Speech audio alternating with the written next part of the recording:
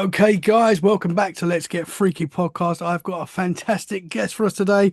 We've got Abbie Dent on the show. Abbie, how are you?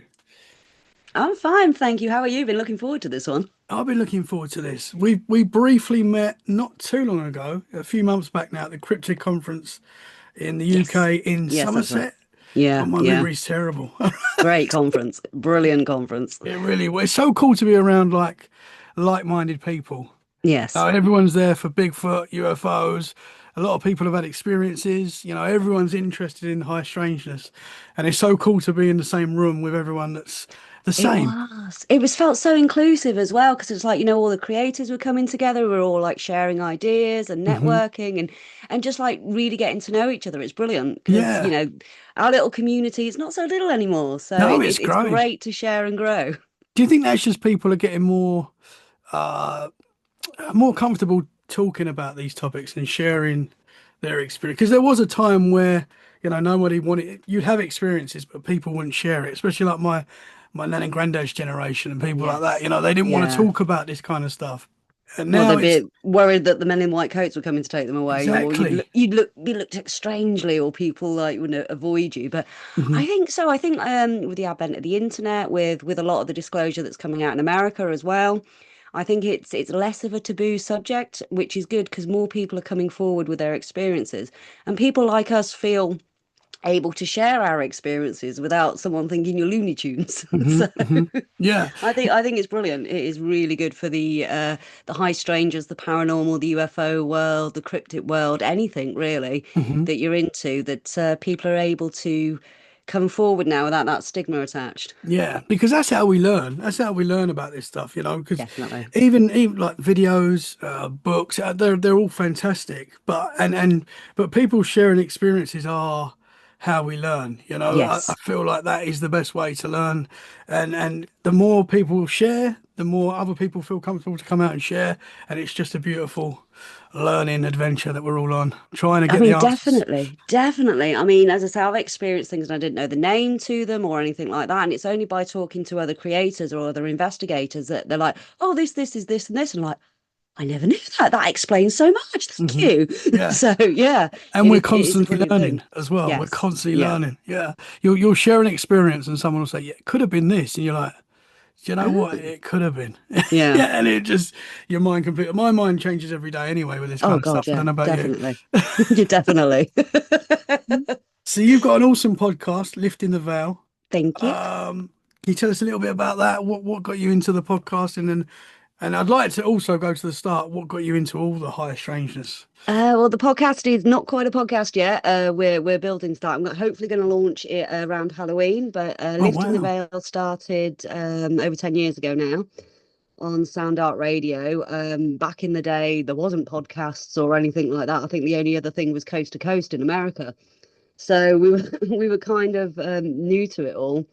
And yeah, for the past 10 years, well, over 10 years now, we've been broadcasting and interviewing people on all different kinds of high strangeness, the paranormal, bit of conspiracy, ancient mysteries, and it's just a way to to open people's curiosities and get them to think a little bit outside the box. I mean, you don't have to agree with everything that's broadcast, but you just take what resonates with you. And if it sparks that curiosity and that question in someone's mind to go down their own rabbit hole on something, then that's brilliant. That's my job done. So Yeah. yeah, So you're one of the OGs then. yeah, yeah. Wow. Licensed. So new to the podcast because I've always been radio.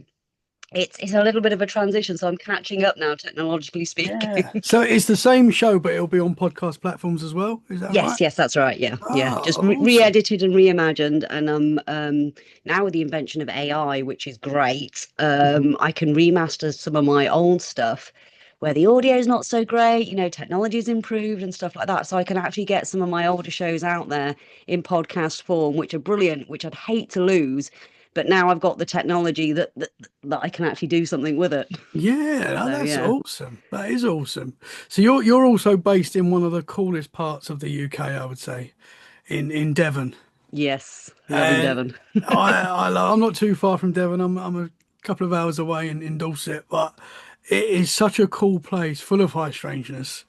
So's Dorset, to be fair. Yeah, it is. Maiden Castle and all the rest of it. Yeah, it's Yeah, very true. I feel like everywhere is, to be honest. it is. I Yeah. feel like there's, yeah, every town you go to, and this is what I find so fascinating about the high strangeness and the paranormal.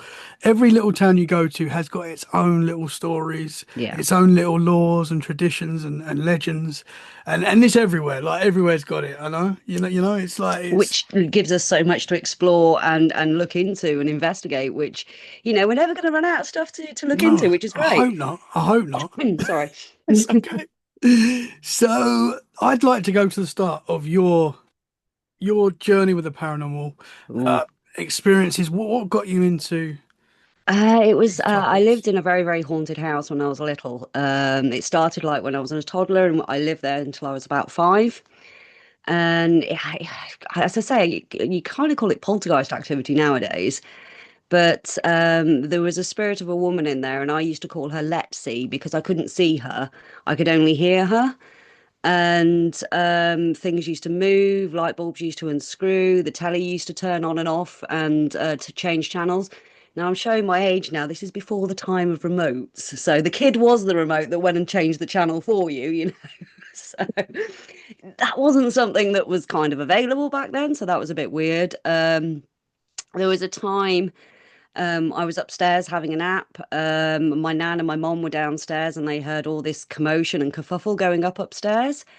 And they came running into my bedroom thinking, what's she doing, And all the furniture had moved. My bed was in the middle of the room and I was still fast asleep at this point. So, yeah, there was a lot of stuff that kind of went on there. The house is no longer there anymore. It's in a place called West Brom called Swan Lane, and I think it was demolished years ago for some sort of industrial unit and things like that. But yeah, we used to get apples and all sorts of weird stuff going on. It wasn't on a daily basis, but Mom said it was very much centered around me. Hmm. So whether it was, because I was a young child, or if it was connected to me via a distant relative, or if it was someone actually in the house, we just don't know. Um, I did describe her to my mom, and I drew a picture later on in life because I couldn't really see her, but I could kind of like picture her sort of thing. So she was kind of dressed in Victorian clothing, not posh, average working class, blouse, skirt, pinny, and like a not a bonnet, so to speak, but those material ones that go over your head, sort of thing. Hmm. And she always used to carry a basket of wool. So yeah, there was a woolen Wow. jumper that turned up. Um, Goat's wool jumper, brown, way too small for me, and we had no idea where this came from. My mum was just getting me dressed one day, and I remember her trying to put it on my head, and it wouldn't go over my head. And she was like, "Oh, where's this come from? Like, your nan's not done this for you." And we had no idea where it come from, so we kind of like assumed it was Letsy. So it Wow. was a pretty strange place. Yeah. I mean, how often do we hear that paranormal experiences start as a kid, especially like for guys like us that are into this Yeah. kind of thing? It's like we have experiences when we're kids that are like undeniable. Yes. So then we're open to it, and that's why Oh we're God, crazy yeah. for the rest of our life, I Yeah. think. Oh yeah, definitely. Researched. I mean, I've grown up in a few paranormal houses. This one, thank God, is actually nice and quiet. There's nothing here. Hmm. Apart from the cat, and he's spooky enough. So so yeah, it kind of like builds your fascination, and then you can obviously start researching and all the rest of it. Like in my teenage years, I was obsessed and like, reading books and watching, Strange But True Oh, and what a all the rest of show! it. What a show! That nobody ever remembers that show when I talk about No, that. Strange but I true. know. It's so weird. Like, It is. it's on YouTube. You can still watch them all on Oh, can you YouTube still now. get it? Oh, Yeah, brilliant. because Oh, there was an fantastic. episode on of that which I watched probably when I was too young. I probably shouldn't have been watching it. And there was like it was like a maiden like a oh, what was she? It was like it was in a hotel and this guy Yeah. was sleeping and he woke up. He could feel like a lady sitting by the end of his bed, Ooh. and he woke up and he saw her and she was like oh, she was a worker in the hotel. Yeah. I've Yeah. gone blank on what they are on the name, Um, like a maid. Sorry, a oh, maid. chambermaid? Yeah, yeah, like a chambermaid, like the old school Yeah. chambermaid. And it just freaked me out so much. I remember watching that as a kid and be like, whoa. I don't want to stay in a hotel now. Yeah. Yeah. But that was a great show though. There was so Yeah. much on that. UFOs, all sorts of high strangers. Great, should bring that back. I know, right? I mean, they kind of like did Believe It or Not in America and all the Hmm. rest of it, but you know, the old British ones with Edward Woodward, and yeah, that's where I got mine from. So, Yeah. and watching Ghost Watch that time, Hmm. and not knowing it was fake because I missed the beginning bit. So I think that scared everybody at the time. It was a bit of a H.G. Wells War of the Worlds moment, wasn't it, really? Yes. But for Yeah. television. Yeah. So So would yeah. would you consider yourself like a psychic or a sensitive? What would you bracket would Sen you put yourself in? sensitive, yes. I mean, labels like psychic and medium, everyone throws them around, but everybody's got the ability. Mine at the minute, my antenna's kind of like, I don't know if it's detuned itself or, but at the minute, I've kind of been like, oh, I've not really been picking anything up on investigations, and everyone's like, what are you feeling, Abby? I said, well, there's something here, but I couldn't tell you what at the minute. You know, I've detuned myself for some Mhm. reason, so hopefully it'll come back at some point. But yeah, my family's had a long history of it, so and it goes from like ghosts and spirits also to the UFO realm as well, which I found out through a weird experience that then's kind of like carried on since then. So, but yeah, I'd say we've all got it in us. We've all got that sensitivity to us, and it's just like either tuning a radio or playing a musical instrument. Some people can just go to a piano or go to a musical instrument and play anything and just have that innate talent. Other people have to practice and develop it. So it's like that. Everyone's got it in them. It's just, are you going to practice and develop it? Are you going to open up to it? Or is there something within you that's blocking it? Are you got something going on in your life? Or, you've had an experience that's just left you a little bit, ooh, and you shut down. It's one of those. So, Mhm. but yeah, I'd say, with investigating any kind of high strangeness or paranormal is to have that good spiritual hygiene and practice of opening, closing, grounding yourself out, and just clearing that energy from your body, so you don't end up with energetic attachments Mhm. that can just leave you feeling drained. It's not good for your health, and yeah, just making sure you have good spiritual practice. Mhm. So yeah. Yeah, I feel like there's a lot more to the human brain. Like we've all got these abilities, as you say, Yeah. and it does seem like maybe I don't know whether in like the past humans were a lot more spiritual and could mind read and stuff. And we've possibly forgot that Yeah. as time's gone on for whatever reason. Now technology's coming in where they're saying we might be able to do that in the future, but perhaps we've already done that. And We that's can already what do it. these, yeah, because Yeah. we've, We can. as you say, we've all got these like psychic Yeah. tendencies. Even people that don't believe in this kind of stuff, when someone's about to ring, when you think of someone and Yeah. then they ring you, I Yeah. mean, Yeah. that Yeah. that's kind of paranormal. Yeah. Or when you It's, walk into a room and someone's had an argument, everyone's quiet, but you feel yeah, that you can tension in the feel it. air. You There's can feel literally it. a Yeah. feeling. There's something there. It's the same with it's paranormal. Yeah. Yeah, Exactly the same. yeah. You're just reading the energy. You just got to be open to it. I Hmm. think my problem on investigations, to be honest with you, is because I'm running the night. I'm so focused on like, the timings. The team got everything all right. Is the health and safety going? Is everything going? I just don't get the time to actually sit and just like let myself tune into the environment and just settle and Hmm. just go, okay, what's going on here? What's the energy telling me? Yeah. So yeah, I'd love to be able to do that a bit more. It'd be nice. Because So it got. your brain just goes into work mode. So it's just like, okay, Yeah, yeah, because a lot of this stuff happened like, for me anyway. When I've had experiences, it's normally when I'm not expecting it. When I'm yes, like yeah, kind of switched off, yeah, not thinking about paranormal stuff, and yeah, something weird will happen, and you're like, freak me out. yeah.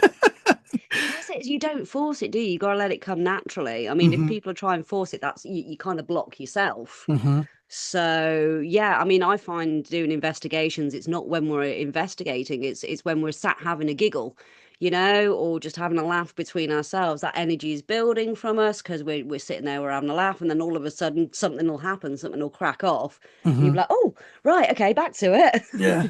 Yeah. How often are you out investigating? Is it? Once a month. Once a month with Oh, Haunted okay. Devon, yeah, yeah. Oh, awesome. And is it just Devon, or are you all over the place? Well, we stay kind of in Devon for the members. I know we are investigating in Somerset in October. We're going to Maunsell House. which is great. It's never been investigated before. So I've known the owner for a while, and it's been one of those ones where, it's like trying to get a venue sometimes. So it's like, no, there's a lot of stuff going on. He actually had the place, a medium. God, I think he was fleeced, to be honest with you. He brought in this medium because staff were having stuff happen, guests were having stuff happen, because it was a wedding venue at the time. Since COVID, it no longer operates as that. Obviously, COVID put pay to a lot of these businesses, sadly. And apparently the medium gathered all up the spirits and took them to the end of the driveway Okay. and charged the owner £300 for the privilege. Oh man. Yeah. Yeah, no. I can Mm, tell, I've seen stuff there. I've seen three full-bodied, one human, two animals, in the grounds and in the house, and I've had so much weird stuff happen whilst I've been there, and staying in, like, not in the actual main house itself, but in the buildings around the estate. That it was just one of those ones going, no, it's got to be investigated. yeah. Once at least it has to be investigated. Mhm. So we're looking forward to that one. But Cool. yeah, about once a month. But we generally tend to stay in Devon. We're Haunted Devon's a non-profit, so we open some investigations that we can for members of the public as a try before you join, sort of thing, to see if Haunted Devon's the right fit for you. But most of our investigations are zero publicity, so we can't advertise them, because you know what venues are like. They don't want to be known as haunted because it can actually interrupt their business Mhm. and cost them money. So we do it like behind closed doors, and we'll have the report on the members section of the website. Anything that's on the front end is they're on the power circuit and they want the people to go in. So and any of our reports that are on the front end that are accessible to the public, we do as a way to promote the venue as well, saying, look, this is what we found. This is our report. It's interactive. You can listen to the EVPs. You can go as you're reading along, look at the footage, come to your own conclusion. But this is what we found. But guys, go and investigate yourself. See what you get.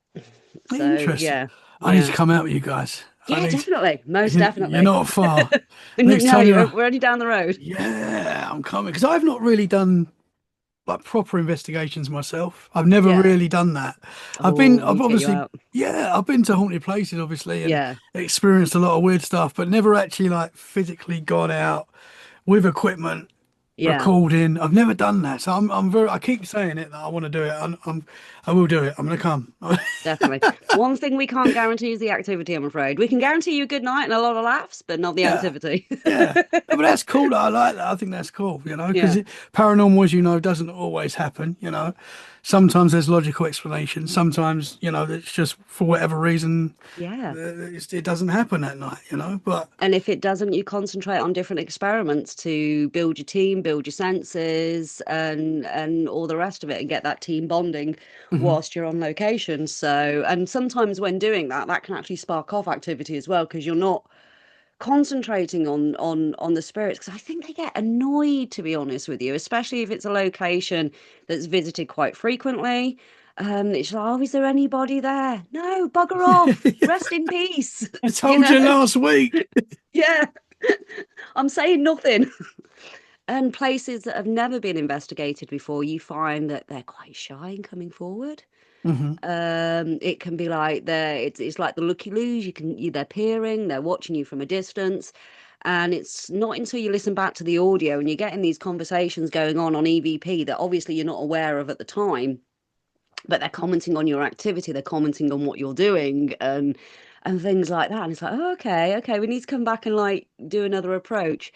But I find with those kind of venues is have someone from the location with you that the spirits know and see every day, and get them to call out, get them to approach the spirits, because they're going to feel more comfortable opening up around someone they've seen and know, they know their energy, than they are complete strangers that have just walked into their environment at their time when the building's closed, when no one's about. They don't have to deal with the public, they don't have to deal with whatever the building's used for, and it's their time. Hmm. So sometimes I feel like it's a little bit of an intrusion. So I always like to, make ourselves known, going, okay, we're here to do this. We mean you respect. We're not here for you to perform. But if you want to come forward and let us, tell us your story, if you need help, or just let us know about this building, point us in the way, point us to the secrets, sort of thing. Hmm. So yeah, it's like that really, and a lot of debunking. I'm Yeah. big into debunking. I think that's Very important. big into debunking. That's important though, because you've got Yeah. guys like me that always jump to the paranormal. They're like, "Yeah, that's paranormal," but I'm getting a little bit better at that now. I It's feel like experience. yeah, yeah, Yeah. like everything. Because if you kind of want it to be paranormal, you're going to make it paranormal. Yeah. But if you actually look, sometimes you sit back and go, "Okay, no, it could have been this. It could have been that." Uh, Great coincidence, but maybe mm, something is environmental, okay? Or what's made this? I mean, my team hate me sometimes because something will happen and I'll be like, okay, can we replicate that? And they're like, we're in the flow. And I'm like, yeah, but hang on, the building's cooling down. Is the heating mhm, system being on? The beams cracking as the building cools or anything like that? Or, we've got high EMF or we've got infrasound on the go. And so rule all those out first. mhm, Then you can't explain it, great, fantastic, keep yeah. going. Let's get some more. Yeah. What do you think ghosts are? These entities. What do you think they are? I know that's a difficult open question, but what do you think they are? Ghosts to me is a residual energy. It's an imprint. It's something that's caught in the building, whether you call it stone tape theory, whether you call it quantum entanglement. Its energy can't be destroyed. It can either just change into something else. And I think sometimes in these environments where something happens, whether it's joyful, whether it's traumatic, whether something significant has taken place, we outburst that energy and it gets trapped and recorded. Like now I am going old school, the old school tapes that were magnetic recording or VHS. Sorry for some of your younger listeners. Uh, we are from the 80s.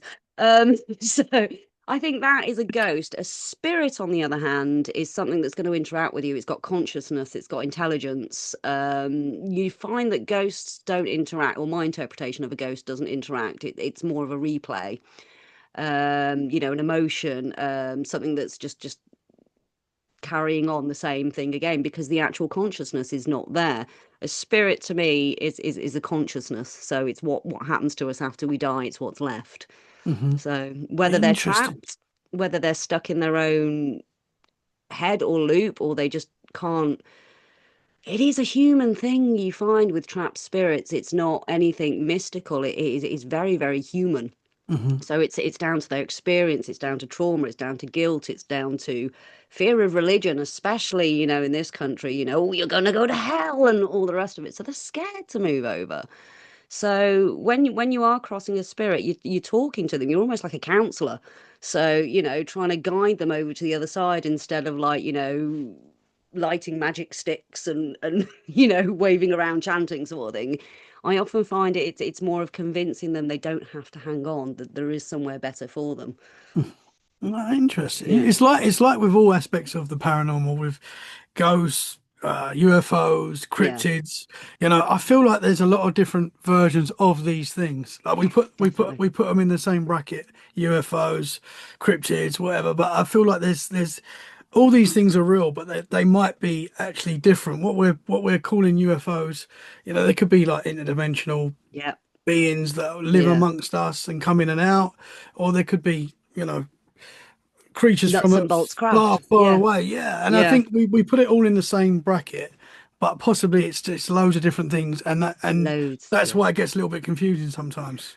I think it makes it more interesting because we've only just scratched the surface of our understanding. So there's always more to kind of elaborate on and discover and new ideas. I'm all for new ideas and thinking outside the box. I mean, I've been doing this over 20 years, investigating, researching most of my life, and I don't know it all. I'm not an expert. I just know what I know through lived experience and research. My whole take on it can change depending if I experience something or find something out or research something that changes my mind on Hmm. something. That's So the best way it to be, I best think. way to I be, think it yeah. is, because you get some people that are like in one lane and they don't want to leave that lane, and if you come in and and it gets a bit, that's when it gets a little bit nasty sometimes, I I think. th- And we I think that's when people put too much emphasis on belief. I mean, if you have a belief system, it's harder to change. You'd form your identity around it. hmm Where if you have an idea, it's easier to change an idea yeah, than it yeah. is a belief. Hmm. So yeah, I believe in the paranormal. I have an idea of what it may be, but that can change. Yeah. Yeah, Yeah, no, of course, yeah. yeah. Going back to that event that you said happened that was eye-opening. Was it to do with UFOs? Is that right? It was, yes. My God, We wasn't get it into that? just? Yeah, I mean, I'd had experiences kind of like as a kid. Me and my family saw something, and my mum's had experiences, and so's her brother. So I think it's kind of like something that it's a generational thing. I remember this wasn't the experience that opened my eyes. This was I was a kid. We were going up to the Midlands. We were traveling at night 'cause you know what the M5's like. And it was me, mum, and my dad, and we were going up Telegraph Hill or Holden Hill, which is you've driven yourself. It's quite a yeah, it's quite a place. It is quite a place. And we saw these bright lights, and all we could see were these like bright lights doing this in the middle of the trees. And we were like, what the frick is that? It's like, 1, 2 in the morning. And then we saw this guy walking on the edge of the carriageway, really tall, hunched over, wearing old-fashioned clothes. And both me, my mum, and my dad, I mean, I'd got been about what, 10 at the time. And we were all like, is that you? What? My mum actually said, is that, a flying saucer, a UFO?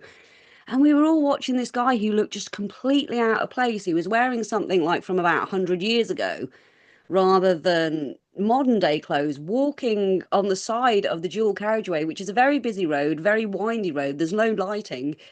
That's one way to get dead fast. If he wasn't already, that is one way to get dead fast. So when we came back, and I think we were going up for Christmas, and when we came back, where we were, all the trees were burnt out. So, and I remember watching Men in Black for the first time, and when they like shoot the alien and he goes into goo, and then they burn everything with the blowtorches, and I was sitting there thinking, I wonder if that's what happened there. I was like, did they burn? Because these are planted forests. They're like pine they use for harvesting and stuff like that. So it's just like, okay. So there was that experience that stayed with me as a Whoa. child. So, was it not burnt when you first saw it? No, no. That is wild. But it was just that section where we saw the lights. Wow. Okay, that's So interesting. it was the 80s. It was yeah, late 80s, early 90s. Yeah, yeah, about 10 years old. Yeah, So, coming back on the way back, you see that it's been burnt. The area yeah, where yeah. that's And it was the incredible. area not long as we were going up, not long before the petrol station. When you hit the petrol station at the corner before you go down that very big hill, Yeah. it was that bit where we saw the lights, and the guy was on the carriageway, because we were in the left-hand lane, he was walking up the right-hand lane.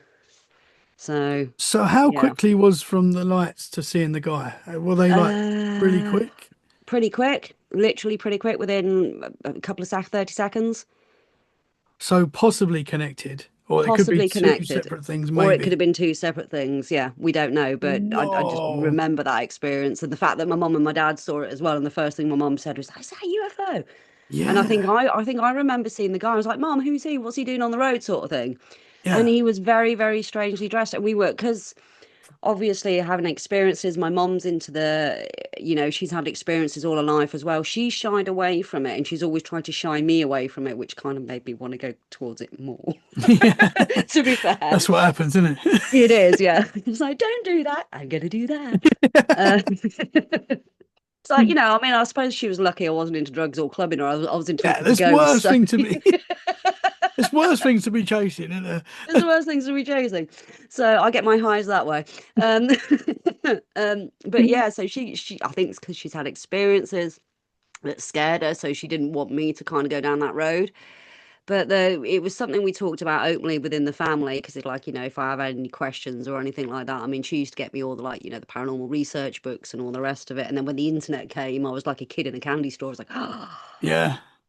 the Is whole it thing's paranormal. yeah, is it possible that the lights you saw in the forest were setting the fire? Have you thought about that? No, no, no, they were linear, and they were just like literally they were linear lights, and it was just like going back and forth sort of thing, like like the Night Rider, like Yeah. yeah, it was kind of like doing that.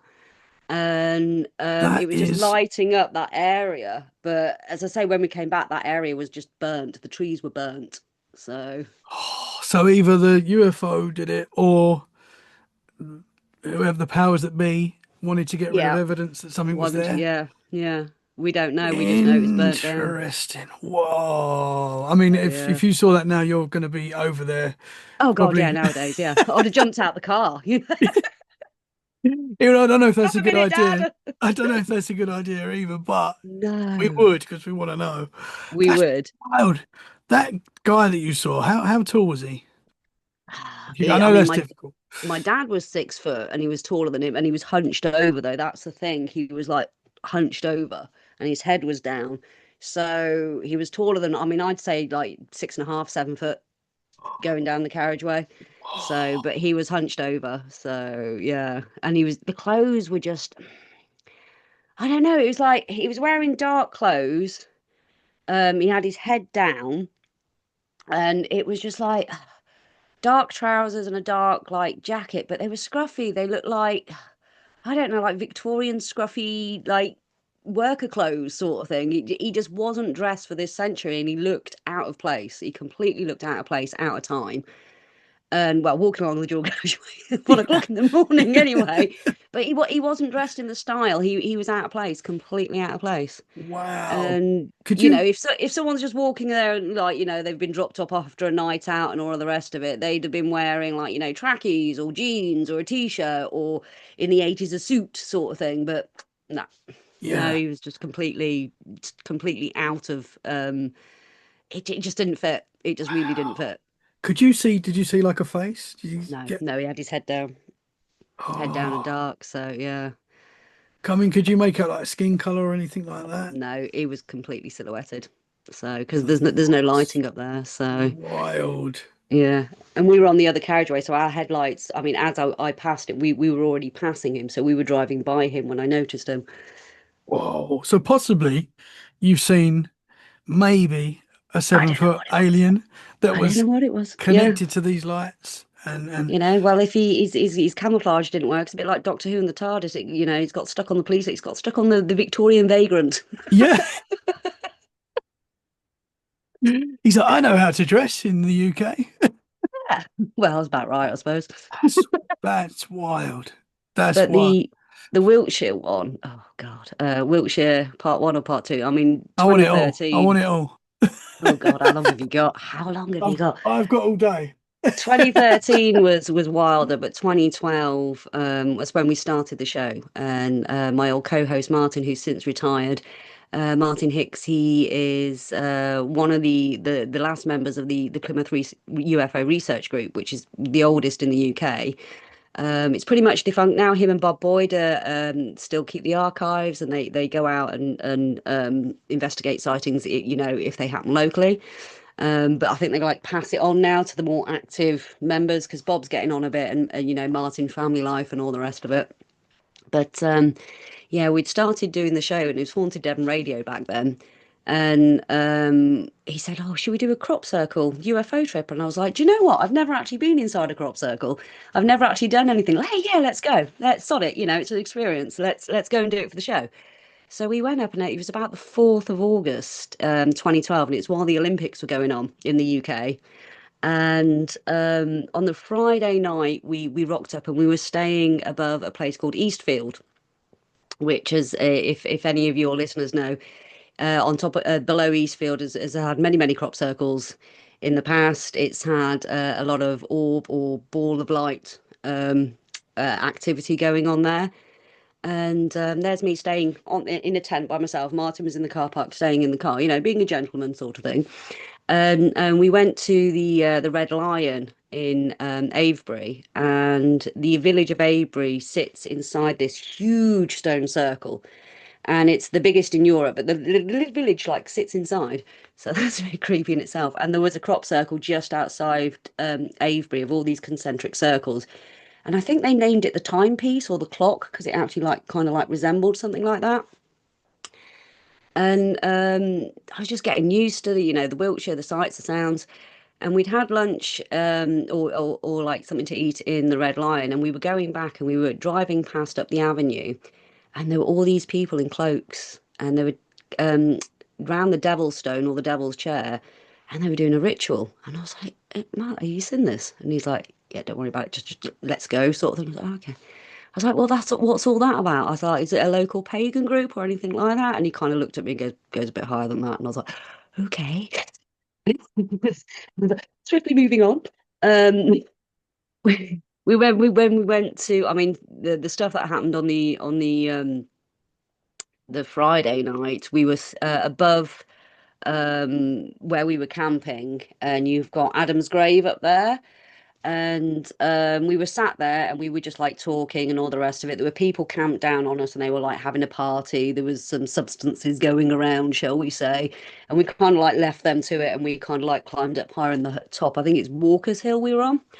And if I get it wrong, Martin will be messaging me again. No, it wasn't. It's this one. Okay. And we both heard this growl. And we were like, okay, right. And then we saw this like orange thing, and it was about the size of a hand, and it was doing like a figure of eight, and it was kind of like down by the camp. So we kind of like, oh, the glow stick in it and all the rest of it. But when we got down there, when we walked further, we realized it was higher up, and the camp was down here and lower to the ground. So we were like, okay, then, it's a bit weird. I poked my eye on a blade of grass, lighting a cigarette. That's what you get for smoking. Um, and we had to go into Devizes the next day and I had to have an eye patch on it because it was so sensitive. And I remember we went to Silbury Hill that day as well, and we kept finding these corn dollies everywhere. Wherever these rituals were going on, we kept finding these straw dollies, and they were wrapped with red thread. So a lot of occult Oh my references there. gosh, yeah. I actually lay on the slope of Silbury Hill, and I was just like, okay, I'm just going to do some healing on my eye because I mean I can't see. The thing was closed over, and I was just like, I was in so much pain. I was like, oh, this is like my first Wiltshire experience, and I've like poked myself in the eye with a stalk of grass for God's sakes, and it did. It actually went down. So I was like, oh, Oh, okay then. I was like, is the energy from the hill and all the rest of it and connecting like help take that swelling down? And I was able to take the eye patch off, so I had the use of both eyes, which was handy that night. And we went to Aylesbury Stone Circle again, and we actually spent some time in this crop circle.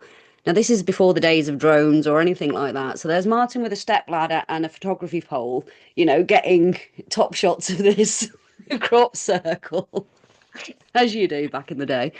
And I'm walking around it, and I'm like, okay, I'm going to work myself up to this. This is a whole new experience for me. So I like trundled off, and this thing was massive. I mean, it was huge. So he's like one side, and I was like, I don't know, about 50, 60 yards, like the other side. And I parked myself in one of these little circles, and I'd sat down on the floor and I began to meditate. And I thought, oh, you know what? Thank you so much for healing my eye. I'm gonna put some healing back into the ground as like my gift of respect, sort of thing. And I opened myself up and I said, like, I'm here to learn. If there's anything I need to know, or if there's anything you want to show me, or I need to experience to understand, then I'm welcome to it. I'm open and I'm grateful for whatever, no expectations or anything like that. And I was doing that for like about 10 minutes, and then I could hear this quick, quick, quick, quick come up behind me. And I kind of like snap out of it, turn around, expecting to see Martin, like, or where's she gone sort of thing. And he wasn't there. And I stood up and I was like, Martin, and he was right on the other side of the crop circle. And we were the only ones in it at the time. And I was like, okay, then that was a bit weird. I swear to God, I could hear someone walking up behind me. So as I'm walking back up to him, he then shouts to me and says he's seen this ball of light literally come up behind me and go off. Obviously I haven't seen it because it's behind me. And I'm like, okay, all right, fine. It's getting strange. We like it. So we were lying on a blanket looking up, pontificating about, the universe, UFOs, energy, all the rest of it. And the energy changed, and we're both starting to feel really uncomfortable. And I said, we both look up, and we both see this again, 7 foot, hooded, cowled, dark shadow figure standing at the edge of this crop circle, literally like, pointing in our direction. And I look at Martin, I was like, do you see that? And he's like, yeah, it's time to go. And I was like, okay. He goes, what is that? And he was like, I'll tell you later. It's time to go. So we packed up the stuff. he tipped a nod to this whatever this thing was, and we kind of like left the crop circle, and he went to the Red Lion inside the pub again to fill up a flask of water so we could have cups of tea on the night. Hardened investigators, you got to have your PG. So and with that, I mean, I was asking the barman, oh, is there any like, stories of ghostly monks or something like that? Because that was the first thing my brain went to. You see a big hooded figure, you think ghostly monk. And they were like, oh, no, no. And he was a bit cagey. And all these police cars went zooming past and zooming past and zooming past the red line. I mean, we haven't seen any police like all weekend. And Martin's like, oh, something's going on. Let's go check it out, sort of thing. So and they're heading up the road to Swindon. So out of Avesbury and heading up the road to Swindon. Anyway, we're driving up there. We lose them. We don't know what's going on. So he makes a turn and he goes up a hill, and it's a place called Hackben Hill, and it's on the Ridgeway. Pain in my life. That me and that hill, that and West Overton. Ah. And we're sat up there, and I was saying to him in the car, so what was that? And he said it's a guardian. And I said, like, what's a guardian? And he said the military know them on the planes. He said they can either be white hooded figures or dark hooded figures. And he goes, I've got friends in the military and all the rest of it who train out here, and they're told by their commanders to ignore them, not to engage with them. They're guardians of the land. They, do not interact, just let them be, sort of thing. And I was like, all right, okay then. And he said, like, and I've looked into this since, crop circle hoaxers get chased out of fields by these things. And there's been reports of these hooded figures literally chasing hoaxers out of fields and giving them that overwhelming feeling of like, oh, shouldn't be here, sort of thing, like, on you pop. So yeah, and I Whoa. was like, okay. And he asked me what I was doing beforehand, and I told him, and he was like, okay, all right. And he didn't say anything. I was like, okay. Anyway, we're sat on Hatben Hill. There's a few things going across the sky. Could have been satellites, could have been the ISS, but the stuff going on in the sky. And we turn to this coppice of trees that's right next to the car park, and we can see these balls of light about that size, like orange and white, going in and out of the trees and flying in and out of the trees. And I'm like, Martin, Martin, and we're both standing at this path looking at it. And then these beams of light going straight up into the sky, coming from the center of these trees. And we're thinking, okay, if you need something like that, that's a bit bigger than a halogen torch. We're going back to 2012 here. I know technology's come on nowadays, but it's something like that. You need a lighting rig. You'd need cables. It was kind of like, the concert lights you get where, they're right up in the sky. And laser technology wasn't available to the public like that back then. I mean, to the military, maybe. Um, So we're sitting there watching this, and I'm foolhardily wanting to go down this track, and he's like, "No, no," and we're sat filming this on an old Sony night shot camcorder. We've got the footage, but it doesn't do it justice. It just really doesn't. And this blue van turns up, and he comes and sits in the corner of the car park, and he's got his window down, this blue Transit, and he's just chain smoking. You've got all these lights going on over here, and he's just clocked us. He's not even looking on what's going on over there. He's just like fixed on us, like the X-Files cigarette smoking guy. So I'm like, yeah, I want to go and investigate. I'm foolhardy, and he's like, no, Abs, no, no, stay back. And I'm like, no, no, no. So I start walking up this path, and I get up there, and then all of a sudden, this big ball of white light just appears in the middle of the path, and it starts coming down at speed towards me, and I'm like, okay, maybe not. So there's me like backing away. Martin's like, turning the car around, get in the car, get in the car. With that, this van turns up, another van, and it kind of like literally almost knocks me over, goes flying up to this where this coppice of trees and disappears, God knows where. And I'm looking, and I'm still filming at the time, and I'm looking in the side mirror as Martin's like trying to turn around and get us out of there. Basically, he's like, "No, it's time to leave, Abs."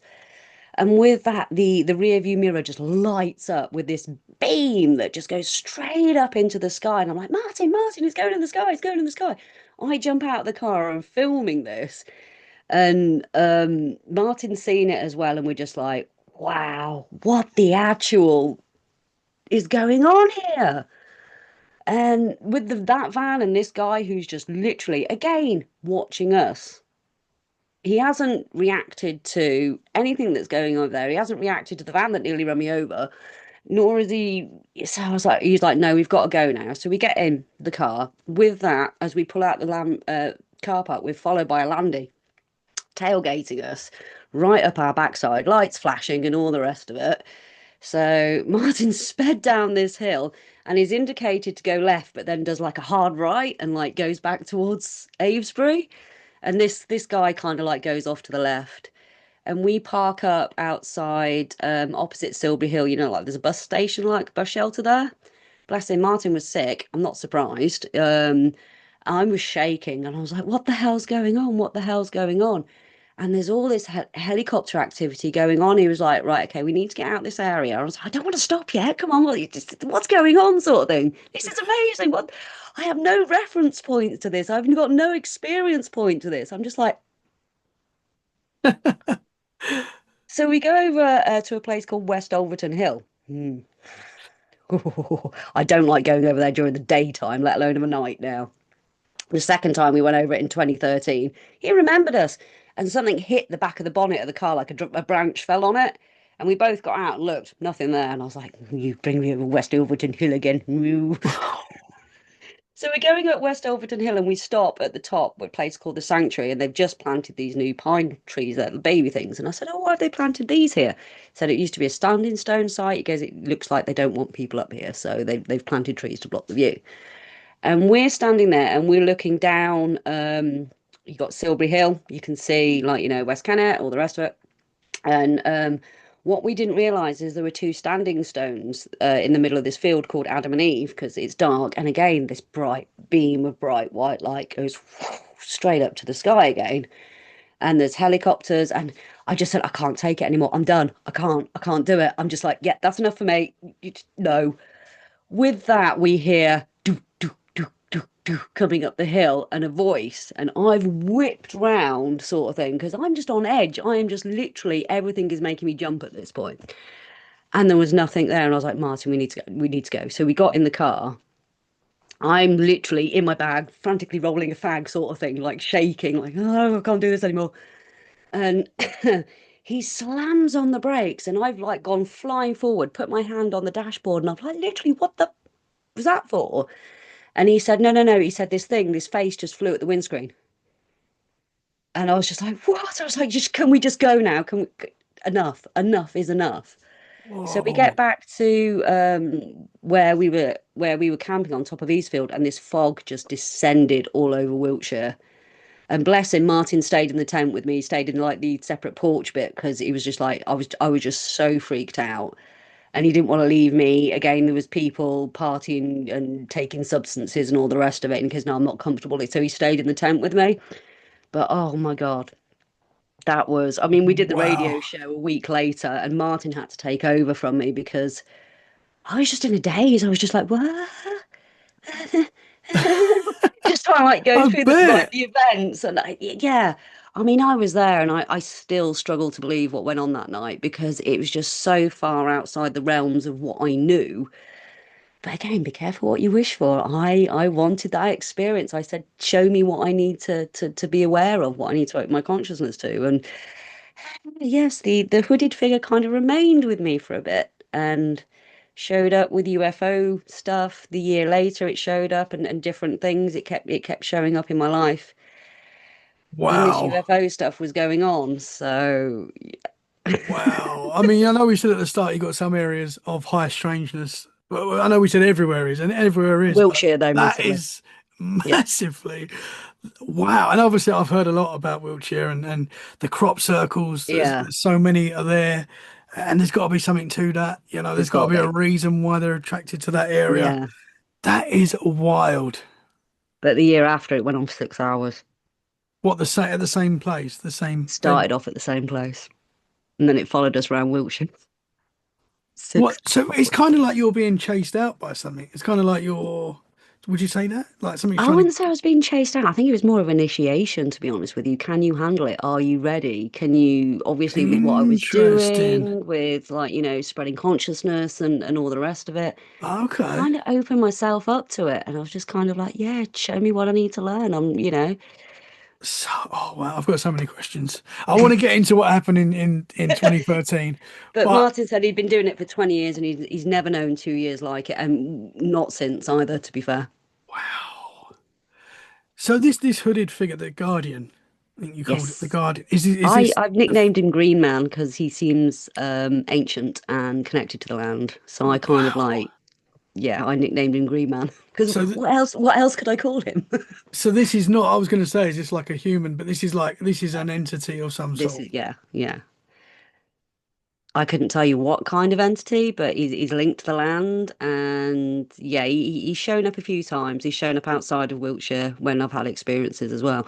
Not so much these days. It kind of like trailed off. If I went back to Wiltshire now and opened myself up there, um, I'd probably show up and I'd be like, yeah, great. But when he does, it's time to move on. So it's like Interesting. that. You've got what you've needed from this.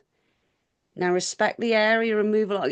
When it happened in 2013 on the Saturday night, because the Friday night just was yeah, that was like close encounters from the third kind. I mean, seriously, the lightning storm that wasn't a lightning storm, that went on for 6 hours. Yeah, the balls of light, You, the you, you, voices, the you've got to tell us what happened on the 13th in full detail. I'm sorry. Well, we went up in 2013, and as I said, we went for something to eat in the Red Lion again. Then we went up to Hatburn Hill, and it was coming up to about 8:30, 9 o'clock, so the sun was starting to go down. And there were all these people at Hackben Hill, where before there was no one at Hackben Hill. Now there's like campers and all sorts, and they're all looking for UFOs. And we're filming, and we're seeing this ball of light UFO go through like into the clouds and all the rest of it. I'm focusing on it with the camera. And then we're getting these flashes of orange and pink light coming from the clouds in the same place every single time. And we're like, okay, it's a thunderstorm that's over 10 miles away. So, there's no thunder. But again, the clouds were a lot closer than that. And they were just flashing, flashing, flashing. And we were like, okay. So we walked up the woods to Hatburn Hill. To the copies of Doom, as we refer to it now, because we did go and have a look at the place on the Sunday afterwards, and there was a massive clap of thunder while we were in there on a bright sunny day with no clouds. So we kind of was like, yeah, we're going now. Thunderstorm trees, yeah, bye. Um, because we wanted to check it out, didn't we, the next day after that happened? So yeah, we went and checked it out with the camcorder and all the rest of it. Nothing there that would indicate what went on. But yeah, while we were in there and we were looking at all these carvings on the tree, there was a massive clap of thunder, and we were like, okay, time to go. But yeah, in 2013 we started off there. And we're filming this thing and we're talking to people and we're interviewing people and stuff like that, witnesses, and these bright flashing lights are going off. And I think there was a crop circle. There was in 2013. Just I think it was like a dream catcher type one, and it was down that area. So we went and checked that out. And a week later, when I went back with my then partner, we were lying in that crop circle and we were seeing all these white lights and that, like doing all like this in the sky. And we couldn't get out of the crop circle. No matter which way we went, we couldn't find the end. It's just this crop circle. It's not that, it's not a maze. But anyway, we went then driving around Wiltshire. We went to Silbury and all the rest of it.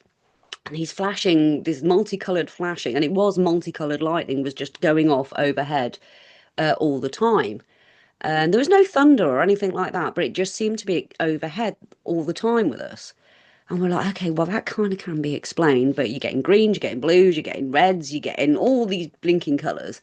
And we go to somewhere called Walborough and Walborough Hill. And Martin takes me, and it's past this creepy ass church with this is it a yew tree in the it's got all these carved faces on it, and we went there during the day, and it was kind of like, oh no, I don't like this. It's got a not a nice feel to it.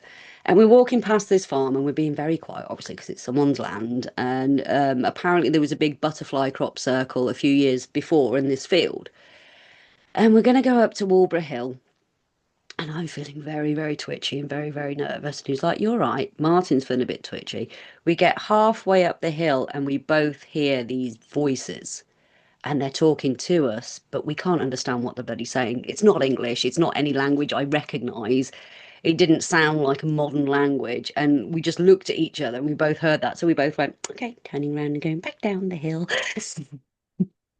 The cows on the top were going nuts. They were quiet a minute ago, and now they're all like going really going nuts. And it was like, okay, no, we don't want to disturb them either.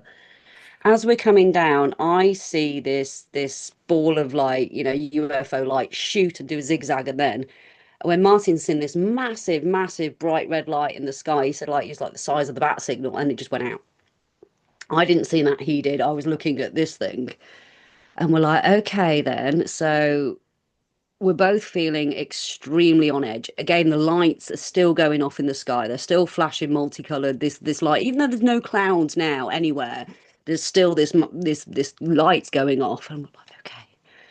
Walking back, and I said, I'll tell you what, we'll cut through the church instead of going past the farm because it's getting late. I don't really want, farmers have got to be up early. They've got farmers' dogs and stuff like that. Be respectful when we're doing things like that. We don't ever trespass. It was a permissive footpath. So we go to the church, and then we both see what looks like red eyes, bright glowing red eyes in a tree, staring right back at us in the path we were going to go. And then this bright beam of light just cuts across our pathway by this gate, and we're like, oh shit, the farmer's lights come on. Do you know what I mean?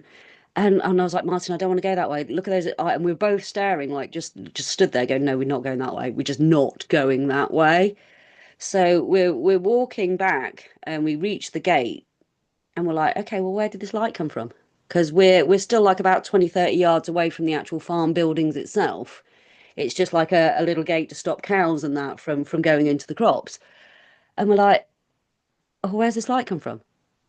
We could not find a source for this light. We stood there for 20 minutes with our torches looking for a security light, there was no one around, there was no one in the farmhouse, there was no lights on, there was nothing like that. This is like about, it started at 9, it finished at 3, so we're talking about 1:30 at this point. And we're just like, yeah, okay.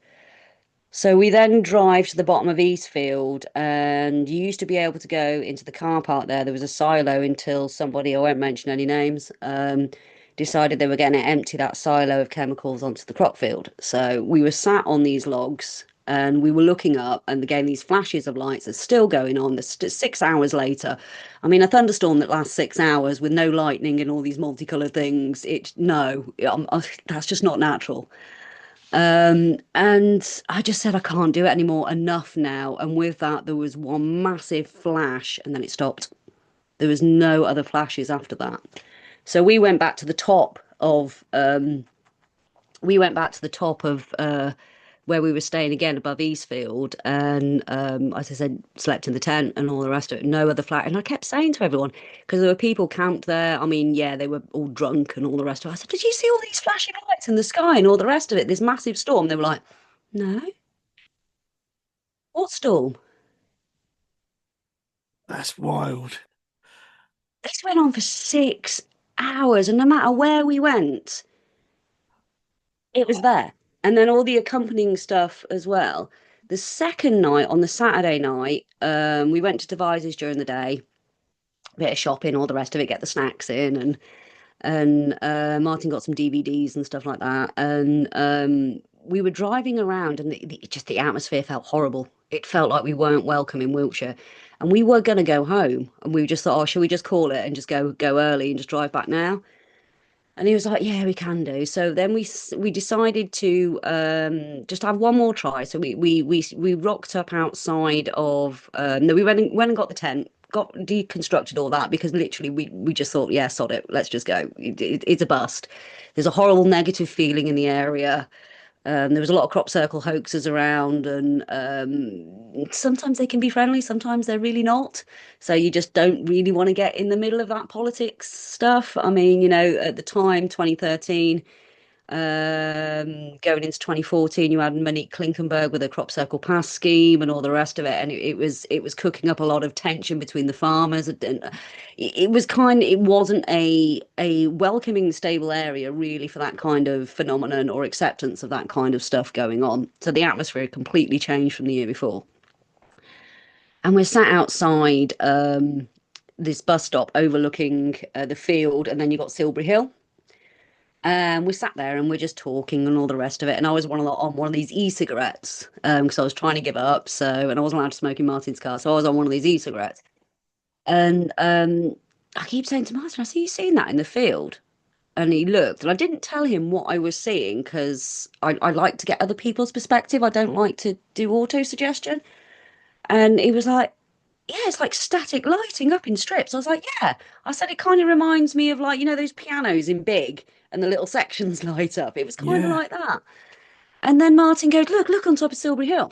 And we're looking on top of Silbury Hill, and there was these balls of light, I don't know, about 15, 20 feet above the actual Silbury Hill itself, just like going around, going on and off, and all the rest of it.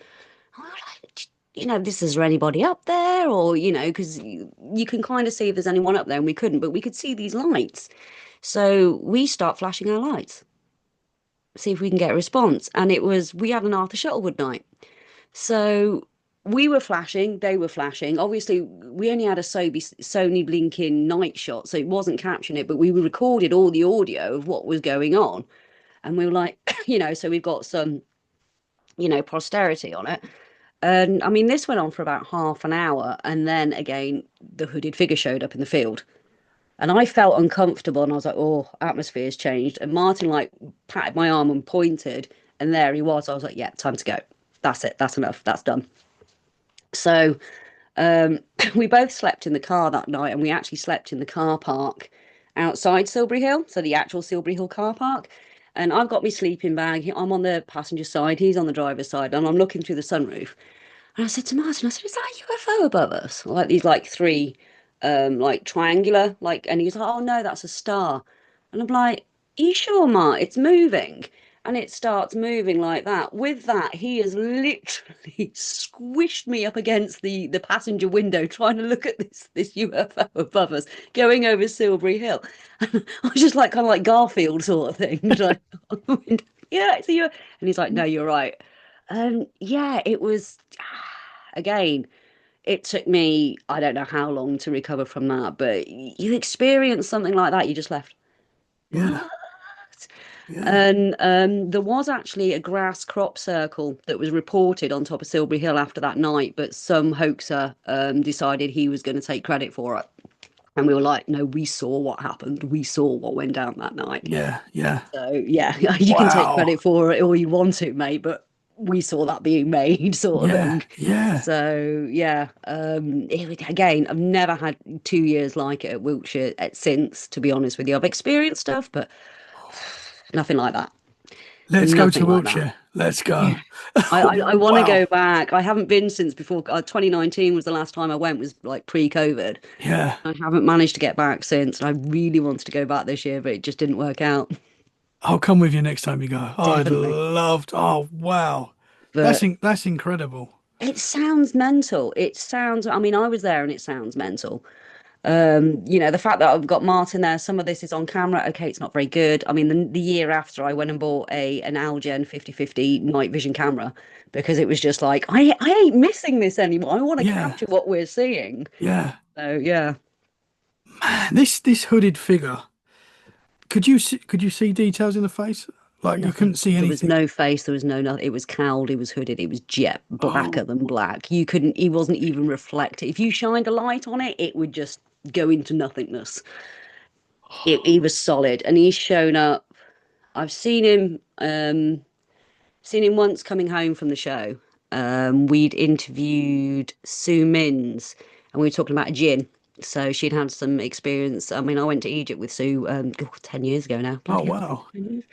And we did like the whole Ashwan to Cairo, all the, private time in the Great Pyramid and all the rest of it. That was an experience. Um, and yeah, I dropped Sue off. And this is when we used to broadcast Monday nights. And on the way home, there was this bright flash. Sometimes you get these bright flashes where night turns into day for a second, sort of thing. Yeah. And the scientists can't even explain where this comes from. And I've seen that a few times. And then I saw this blue orb of ball of light, and it was about the size of a tennis ball. And it kind of went, because I drive back over by where Berry Pomeroy is, so all the back roads there. So it's a nice spooky drive home, to be fair, from the Dartington studios. And this ball of light just goes over, and I'm like, okay, eyes on the road, very windy road. And I'm driving, and I'm feeling this uneasy feeling, and I can feel he's about, because I could always tell when he was about because the energy changed. And I was like, don't show up, don't show up, don't show, please, not while on this road, just please, just don't. And I'm driving around, and I get to a place called Malden Christmas Tree Farm, which is you're just coming back into civilization. And there he was, standing by this tree in the flagpole, illuminated by the light, and it looked like he was about to step out in front of the car. And I was like, I just literally just went, don't, just don't even. With that, he kind of like got melted into and like melted and like went into the tree and completely disappeared. So I sped home after that, kind of broke so many speeding laws, but who can blame me? I don't blame you. And Wow. I got home and I rang Martin straight away. And he said to me he saw the flash of light, but also as well on his way home where he got to a place called Lee Mill Roundabout. And apparently we didn't know this at the time. We found out because we put it out on air, well, like what we'd seen the week after, like we discussed it. And he saw this bloke on an old like 1930s motorbike wearing a like an American flight jacket sort of thing, like the fur and the leather, and dressed in 1930s clothes, and it had started peeing it down in Plymouth.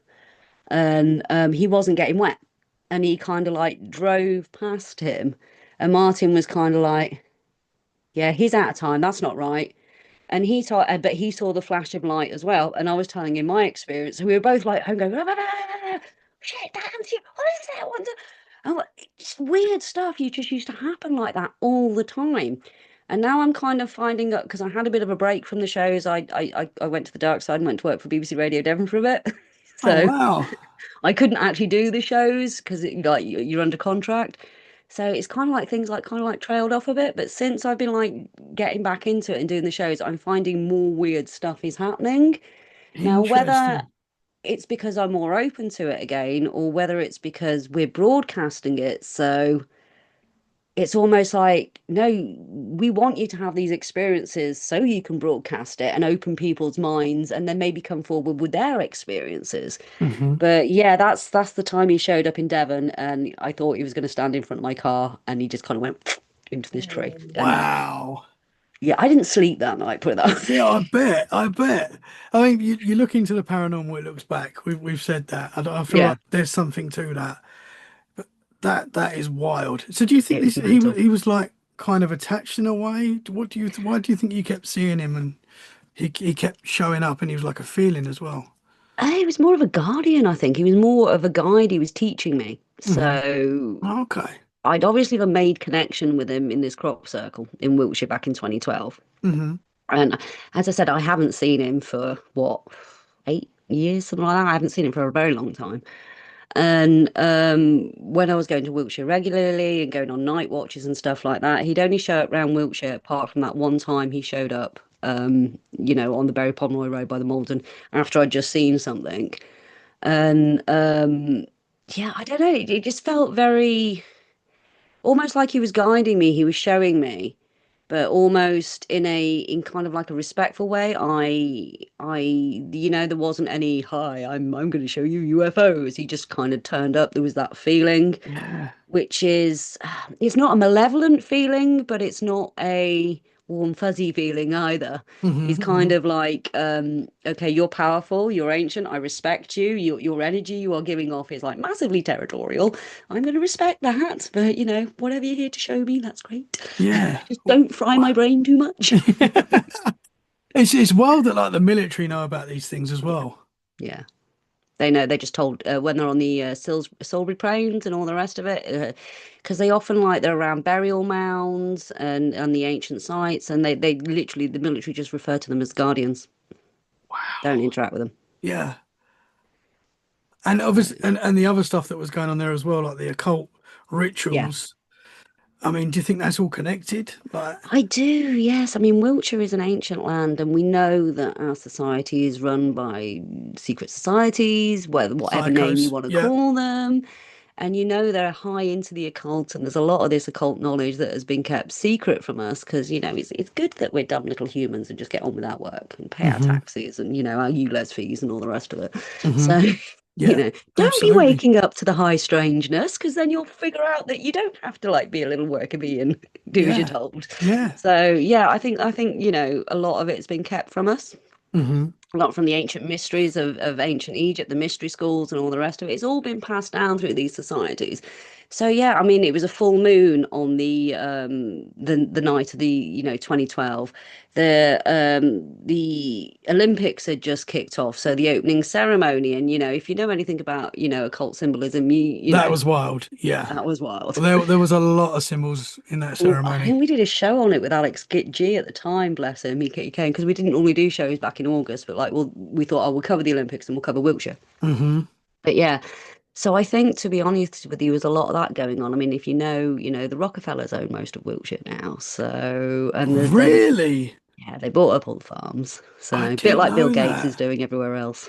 I didn't know that. That is Yeah. wild. It's the Rockefeller Foundation. So, yeah, I actually, when I interviewed Monique Klinkenberg when she set up this crop circle path scheme, I was like, oh, are you in conjunction? I said, has the Rockefeller Foundation asked you to do anything like this? Because it used to bring in so many people. It used to bring coach loads of people in. And, the farmers used to get annoyed with it. But at the same time, there used to be honesty boxes and there were permitted paths in and out of the crop. So people weren't trespassing. They weren't damaging the crops in any way. Yeah. And it kind of worked for like 20 odd years.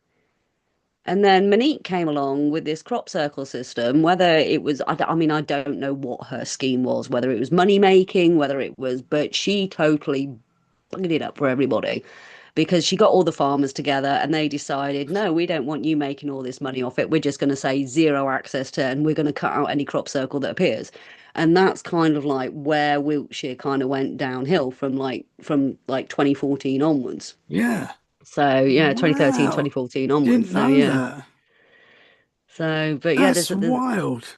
there's this weird pyramid in the middle of Wiltshire, this white pyramid in a grove of trees. And I've got a photo, it's on my old computer. But we've tracked it down in 2013.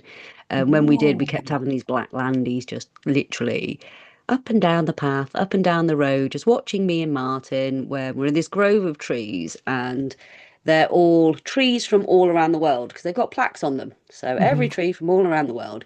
And in the middle of this, there's this white pyramid with an observation desk with a field of sheep around it. Now, make what you want symbolically about that. Yes. Oh my gosh. But yeah, it's That it's a is weird place. wild. I didn't know that. Yeah.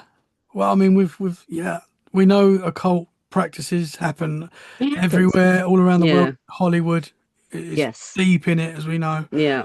That is incredible. And the pyramid as well, is that out there? Do people, can you It's like it's open Google to the search public. that? Yeah, yeah, yeah. I don't know what it's called, but it's open to the public. Yeah, it's like this Wow. modern type building, and it looks like just like an observation thing in the middle, and it's in a valley as well. So what's it observing? It's not high up anywhere, Yeah. and it's just surrounded by like this grove of trees from every tree around the world, and then in a field of sheep.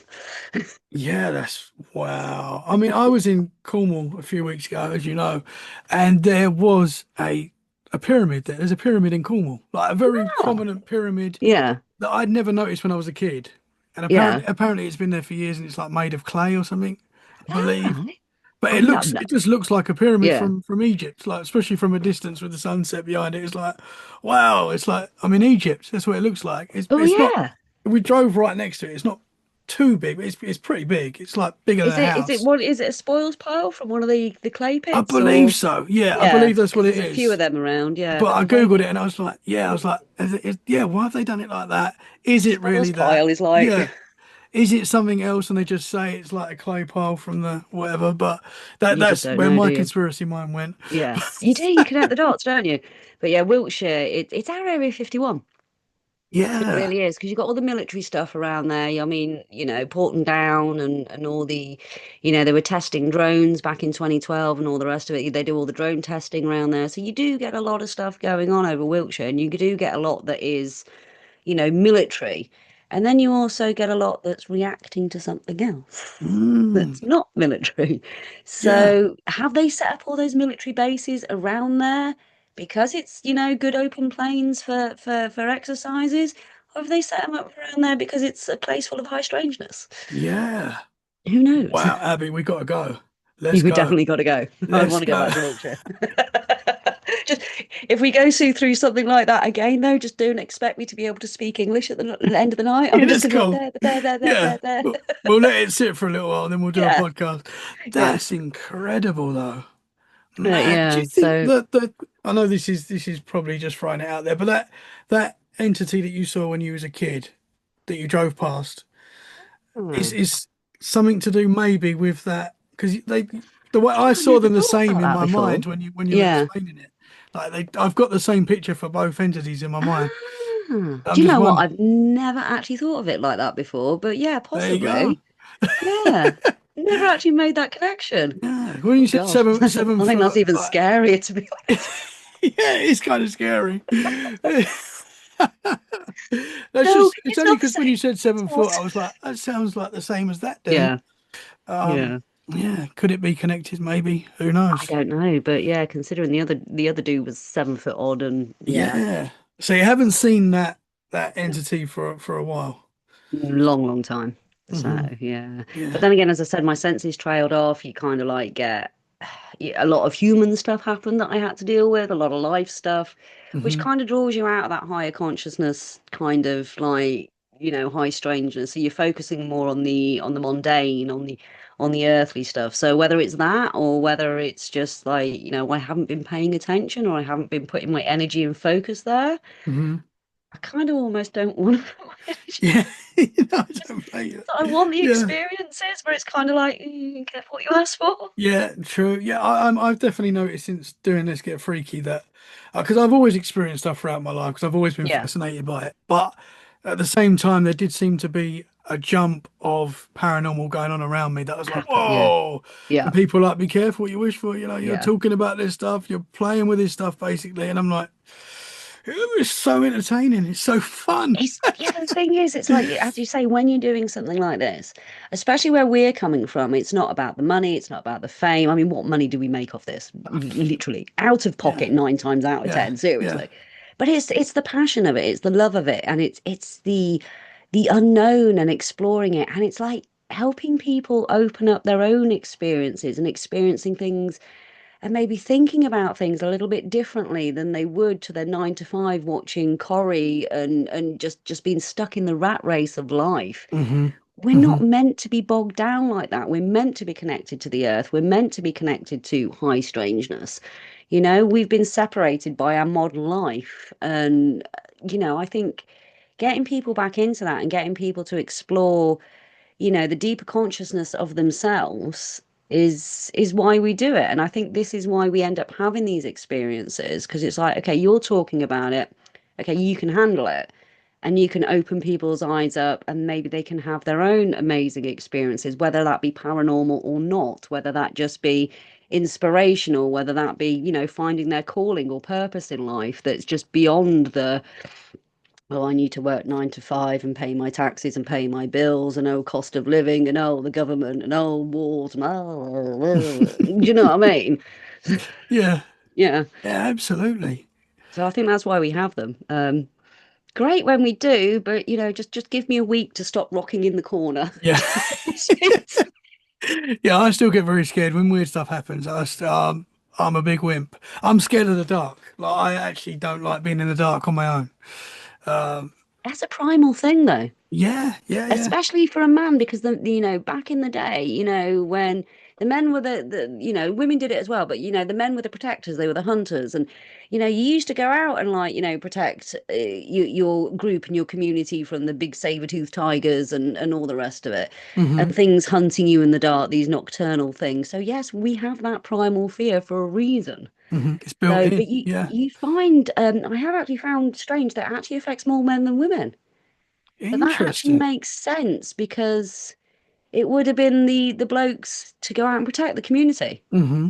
So Yeah. they would be the ones being Absolutely. hunted by these predators in the night. Yeah. So It's built yeah, so into you're us. more aware. It's not the fact that you're scared. Yeah. It's just the fact that your senses are heightened because you're in fight mode, you're in protection mode, you're in survival mode. So I Yeah. think it's got more to do with that Interesting. than rather than a phobia. Yeah, It's just because just my wife will sleep with the light off, like no worries at all. But if I'm on my own, like I will have a TV on yeah, or a podcast playing. I can't yeah. just lay there in the dark in silence on my own. Oh, I'm just Freaks me out. I'm listening to a spooky podcast to get to sleep or Yeah. true crime. That desensitized. But no, I walk around these old buildings, but as I say, because I'm like running the night and I often forget my torch and I'm always like, torches on all movement, guys. And there's me closing the building down overnight, making sure we got all the equipment, making sure we got the glow sticks for health and safety. I mean, it looks like a rave at Haunted Devon night because we put glow sticks out to obviously mark things in the dark that are a hazard. Yeah. And, just making sure we've got everything and, thanking the building and the spirits and all the rest of it for.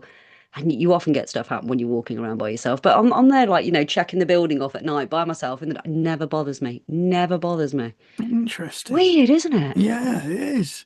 I'll tell you that because obviously I spent a lot of time in Devon growing up Oh, wow. as a kid. Like holidays, we'd go to Yeah, yeah, yeah. Cornwall and then we'd come back and we'd always stop in like Dartmoor for the Yeah, day and just have a day there. My dad used to spend a lot of time there when he was a kid. yeah. Such a beautiful place. Beautiful. Something weird happened. You say about hooded figures. This happened. I'm not sure if I've shared this before. I Oh, was go on. really young. I was like, Yeah, I don't know, 10, maybe a little bit younger actually.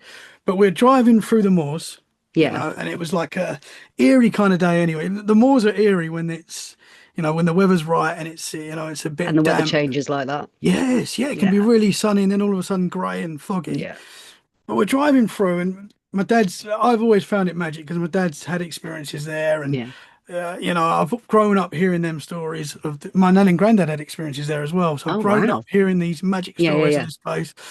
And I'm looking out the window on the moors, no one's there. And all of a sudden I see like it, I don't know, I think it's a woman. I don't know why I think it's a woman, but I Mm. saw like a hooded figure walking along the moors in a purple hood and like the hood was up and it Yeah, was yeah, like yeah. very like something you'd expect to see in like Lord of the Rings, like Yeah, yeah, yeah. old, didn't look like from our time. It might have been, but I don't know. Oh, And no, this, that's about 1800s, isn't it? They yeah, used to wear the big cloaks with the yeah, hoods, isn't it? Yeah. that is just what it was like. And it was Yeah. walking along, and all of a sudden, this figure fell over.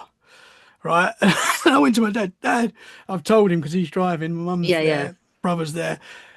I've just seen a purple hooded figure fall over it, and he's like, "We're just going to carry on going." I So don't blame him. no, we Yeah. just carried on driving, and I don't know if anyone else saw it in the family. I don't think they did. I think it was just me. But yeah, my dad didn't stop. So No. to this day, it could have been a person that had fallen and needed our help, and we just carried on driving. It's a So I bit of a feel bad.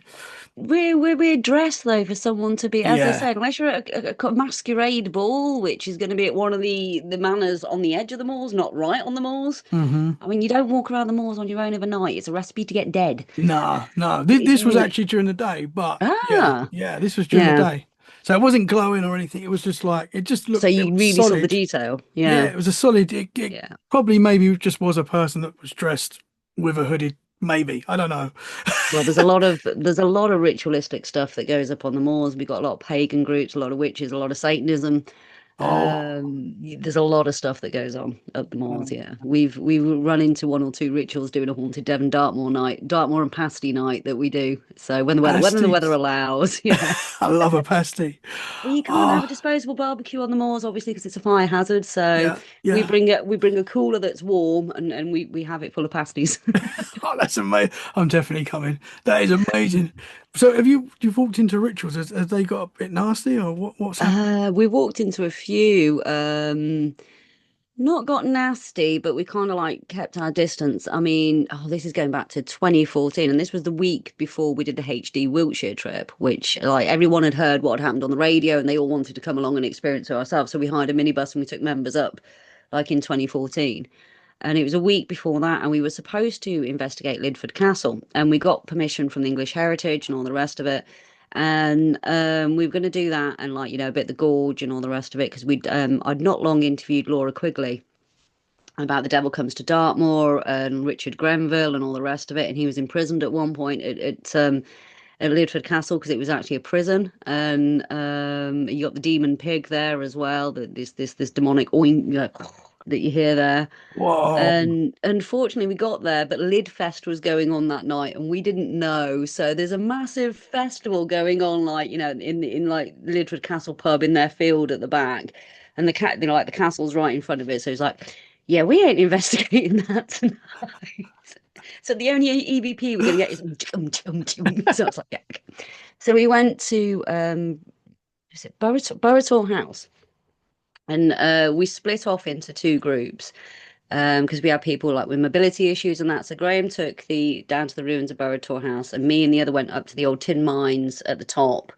And then you've got the potato cave and all the rest of it. We got eaten alive that night. And I mean, I've still got scars on my body. Literally, it was August. It would been really hot, and the amount of midges everywhere. We were literally hoodies like Kenny from South Parks, walking around.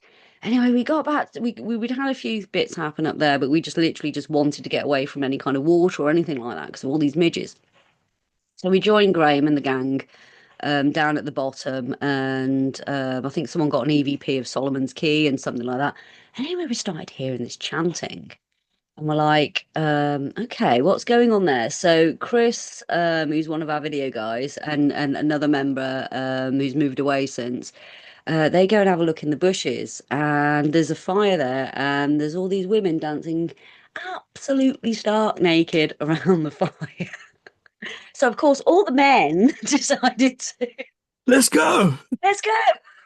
Obviously it was some form of ritual that was going on, whether it was pagan, whether it was fertility, whether you just don't know, do you? So we Hmm. kind of like left them to it, but yeah, all the guys remember that night Yeah, fondly. we got to record this, guys. No, I said no filming, No. and no, because that's disrespectful. Yeah. You're filming like, yeah, but I think they were all like, Wow. Yeah. so, Of all the things you're gonna see. of all the things Yeah. you're gonna say. But yeah, you get a lot of ritual stuff go on there. I mean, one our old founder, Byron, who I inherited the show off. I worked with Byron on Radio Devon, Haunted Devon Radio, at the time, and then I took over when he left. I was the text jockey, so I was doing the admin and all the rest of it to begin with. And he's got such a knowledge of Dartmoor. Him and Graham Chapman, who's a previous chair, who's still on the committee. He's a consultant because you can always learn with people that have come before you. At the end of the Hmm. day, you know, I've been doing it for 10 years, over 10 years running HD, but I will always defer to people and always defer to my committee because at the end of the day, we're a community. It's what's best for the club. Hmm. Um, but yeah, he knows so many places over Dartmoor, so they do the Dartmoor nights for us. That's not something that I just attend, which is great because I get to investigate. But Hmm. Byron had because he knew where all these ritual sites were, so he used to take us, like if there'd been a satanic ritual or what's it ritual during the week. That's where we used to visit and go and investigate afterwards. But yeah, thanks for that. But he never used to tell us, and like it was afterwards, and if someone picked up like something ritualistic, he'd go, "Well, actually." So Wow. yeah, but there's many, Man. many places on Dartmoor Yeah. that are just amazing, I would absolutely I amazing. would love to So do many an episode strangers. with you where we dive into Oh those. yeah, definitely, definitely I'd go love up to get there you and back like on and do do an do that. do an episode Yeah. on the actual Dartmoor Yeah, itself. that would Yeah, be amazing. Let's do it. That would be amazing. that would be brilliant, absolutely brilliant. But yeah, we've been more UFOs, haven't we, today, rather than Yeah, ghosties? yeah. Well, I feel like we can talk about a lot, so I would Oh, love to get definitely. you back on. Oh yeah, definitely, definitely. I've got I, lots of haunted tales. We got the random wood of Pengursett Castle, and Yeah, the Plymouth railway station, that is extremely haunted. Somewhere I'd Wow. Oh. love to go back to, but they're having renovation works and stuff like that done at the minute. They called us in because they were having so much stuff happen overnight, and the cleaning staff and all the rest of it. They were having all these problems. So we investigated that place for over 7 years before obviously work started going on there. So Mhm. so much activity, so Oh. much evidence, and so many brown trouser moments. Yeah, I But yeah, bet. if you ever want any audio or Yeah, EVPs or anything like that to play out, just let me know. awesome. Oh, thank you so much. Well, I would love to, hopefully this is the first of many Oh, conversations because I've definitely. loved talking to you today. And Thank you many so much for your time. investigations. Thank you And many for invest having I'm me on. coming and we're going Wiltshire as well. We've got to. Oh yeah, definitely. We've So got let me to. ask before we go, what's been your most eye-opening experience whilst Oh, investigating this high it's- strangeness? there's been a few. There's been a few. I've Mm. seen things in the sky that I can't explain. Yeah, I've had a lot of weird experiences. The big kind of standout experience for me, which kind of kicked it all off, yeah. I saw an entity in my room when I was about 10 years old, full-bodied apparition.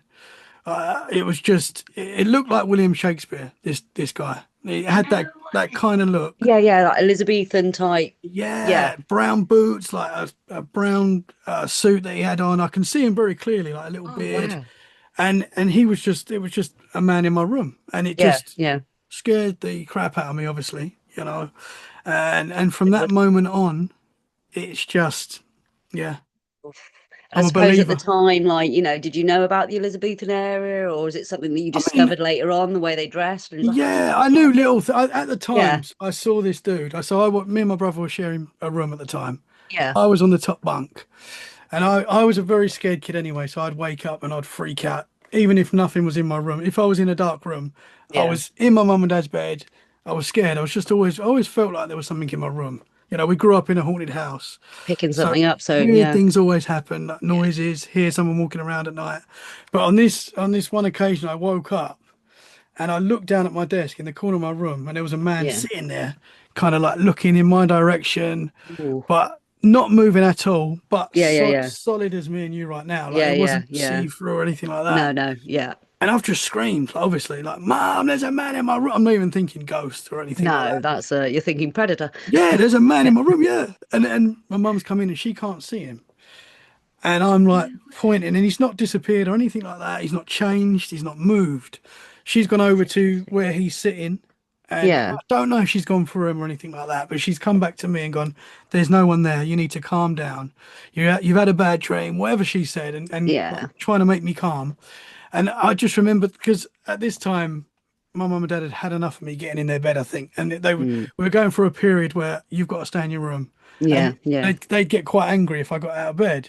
And my mum to this day, she'll hear this and she'll apologise because she does every time I share this, She but it's doesn't not her know. fault. It's not Yeah, no. no, And I just went under my covers that night and bless just you. sweated it out. But I Yeah, kept looking. I kept like looking, and yeah, this yeah, yeah, guy yeah, was yeah, there. He was yeah. there You the do. whole night. You do though. I remember my mum's where she still lives now, and it's her room now. Hmm. Her block, well, it's the actual close that's haunted, not just her house. So it kind of like moves from house to house. But when I was in there, and it used to like, as a teenager, and I used to like literally, I used to have my bed against the wall, so I could literally hug myself up against the wall, face the wall, and then like have the cover over me because this thing wasn't nice. Yeah. But you saying like you saw this apparition, you were having these, night terrors, so to speak. You were getting up scared. I'm wondering if you were very, very sensitive and open to a child to this realm. And Hmm. this is maybe where the fear of the dark comes from because you were very open as a child. You were sensing things, you were picking up on things, you were seeing things. Hmm. And obviously, the modern world goes, oh, you're just having a dream and all the rest of it, which is what parents do. They've got to get up in the morning, they've got to go to work, they've got kids, they've got this, that, and the rest of it. It's not, they don't always understand what's going on. So they put it down to night terrors, or you've just watched too many scary films, or, do you know what I mean? So, go Hmm. back to bed sort of thing. So, but I'm wondering if you actually have that kind of like sense where you can actually see, but it's been blocked out over the Yeah. years Yeah. because you've been told, oh no, it's dreams, oh no, it's this, or no, it's that. And because you've been quite scared of it, you've kind of Hmm. like shut it out, so to speak. I think I've definitely shut it off, but because Yeah. I do to this day I have experiences. I've Yeah. seen weird things. I've woke up during the night and there's been like the shape of someone standing over Yeah. my Yeah. bed. Yeah. I've had that a few times, So I think the people do say, "Oh, you're open to this and Yeah, sensitive." Like you said earlier, everyone is. I think everyone is. Yeah, so. yeah. If you are open to it, chances are you're going to experience something. Yes, yeah. And when you Um, start doing stuff like this, it's like floodgates. It yeah, does quieten down, but to begin with, it is like floodgates. it seems to for me at the moment it like goes through spells. So Mm, like there'll be like a couple of months where quite a few things happen, and then at 6 months not a lot, and then a lot happens. That there was a that's period normal. in this house where Yeah, I'm now, where it was getting a little bit. I know I was getting like really worried because the kids were yeah, getting worried, the wife was getting worried.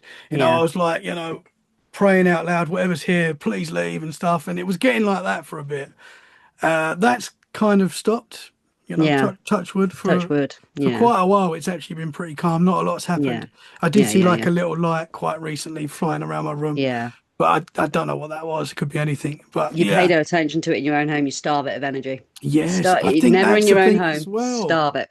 I Yeah, think that's the thing. I think because a lot of the times with like haunted houses where people are experiencing a lot of activity, a lot of the time things will happen, little things, and they'll start, they'll get scared of it or whatever and give it attention. And I feel like that's when it grows.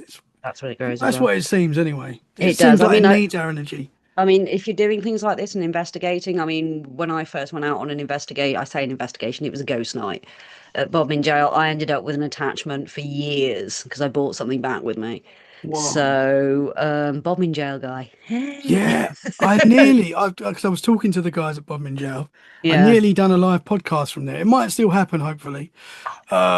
Yeah, I was talking to them not long ago. So yeah, that is a Yeah. spooky place. It is, and there's demonic stuff there as well. Because in the 70s and that, Yes. when it was open, there's a satanic cult or a satanic group there that conjured a lot of stuff that's in the lower, and it comes into the naval prison, which is now a host. Why would you make the creepiest part of bombing jail, where you get the most horrible activity, into a hotel? I mean, if I stay there, I ain't gonna be alone, and that's me saying that. I mean, my team say to me like, oh, if Abbie's not bothered, you're fine. If Abbie's scared, run. Let's But yeah, I go. mean, I can help as well. If we start doing stuff like that, I can give you some grounding techniques, opening and closing techniques. So if you are doing stuff like this, Hmm. you're not bringing it home to the family, and you're keeping you and your home secure. So we can Hmm. go through stuff like that as well. Because with doing stuff like this, you are open to and it's like using power tools. If you use it incorrectly, it's gonna be dangerous. So Yeah. it's Yeah. like anything. It's like people Yeah. say to me, "Oh, Ouija boards," and I'm like, you're calling out, aren't you? You're dowsing, aren't you? I've You're never done a using Ouija the board. you're doing the Estes method. It's all the same thing. You're just opening that door. It's Hmm. the same thing. Hollywood has made the Ouija board a big, ooh, scary demon thing, Hmm. but it's not any kind of communication where you're opening yourself up to that side, or the spirit world, or the great beyond, or interdimensional, whatever you call it. You are opening that door for something to come back through the other side. So whether you're Ouija boarding, whether you're calling out, whether you're doing an EVP session, I mean, I don't know what you think about apps. Personally, I don't rate. Whether you're doing something through an app, you're still putting that intention out that Hmm. you're wanting to communicate with something.